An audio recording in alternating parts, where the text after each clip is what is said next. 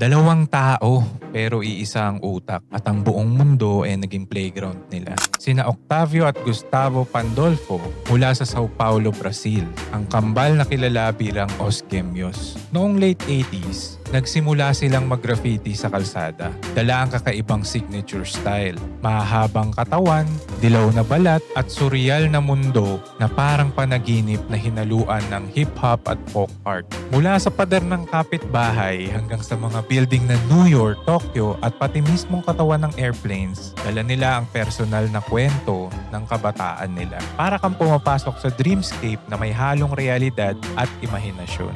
So ano ba ang lesson natin dito? Os Gemios proves na pag nakasync kayo sa vision, walang limit ang pwedeng marating. Kaya collaborate, don't compete, dalhin ang personal story sa art at consistency is your passport to the world.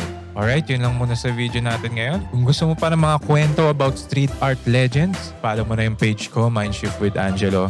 Siya nga pala, ako nga pala si Angelo. Thank you for watching and see you on the next video. Bye-bye!